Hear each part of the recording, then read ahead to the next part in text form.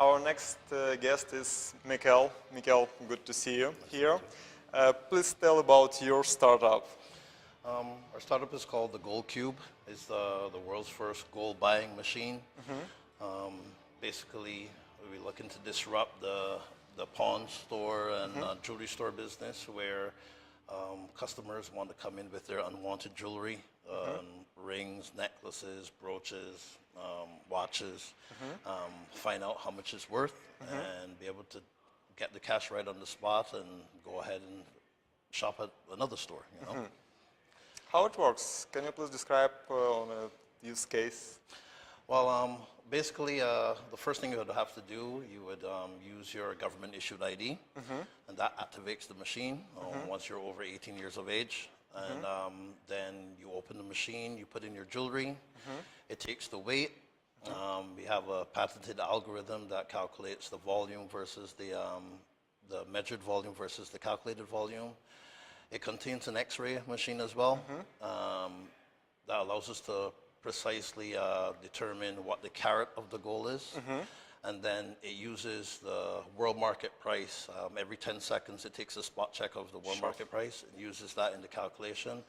That allows us to be able to pay out about 80% of what the jewelry is worth. How it's possible? Why it's so high? Well, the overhead is really low because you don't have an inline store, you don't have employees, you know, stuff like that. Typical pawn shops and jewelers, they pay anywhere from 35 to 55% of what the jewelry is worth. So we're able to pay a substantial amount, you know, more for the item. So. What about security? Security and stuff like that. A very good question. We have built-in biometrics for the fingerprint. It has cameras on the inside. It takes a picture of the jewelry as it goes in, and when it's leaving, if the person decides that they don't want to sell it, takes a picture of the customer as well. And then the really cool thing about it is that the software also generates the secondhand dealer law enforcement form that is automatically sent to the police department so that if they have to do any type of research into if the item was stolen or lost or something like that, they can easily do that. And then Brinks, or one of the security companies, they come out every 2 weeks. They stack the machine with more cash, and they run a report that generates and pulls everything beyond a certain point. So say, for instance, in Florida, the hold-in time is 30 days. So they'll pull a report for all of the items that are in the machine that are over 30 days. They'll take those items to the refinery, and then we're paid for it. Sounds great. What I need to sell some jewelries to your machine? What type? What should I need? Maybe driving license, ID. Yeah. Oh, what do you need? Driver's license or government-issued ID. That's pretty much it. Wow. You know, and just make sure, obviously, that it is your item or you have the right to sell. During the whole process, the machine speaks to you. We only have Spanish and English right now, and it tells you, you know, what the law is. It gives you tips and pointers on how to make sure that you're going to get the most value for your item. We don't allow customers to put in more than one item in the tray at a time. There's a camera that determines, you know, how many items are in the tray, stuff like that. And basically, it just walks you through, holds your hand through the entire process to make sure that you get the most value for this item that you're trying to sell. In case I get in some estimation of my jewelry and I change my mind, I'm not ready for now to sell it. Yes, sure, no problem.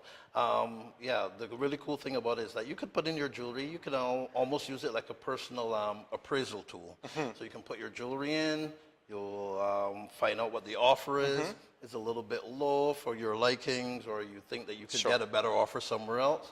And then you can just click the return button and your item will come back to you undamaged. Perfect. It's free for user? Free for the user. Yep. So. Sounds great. What about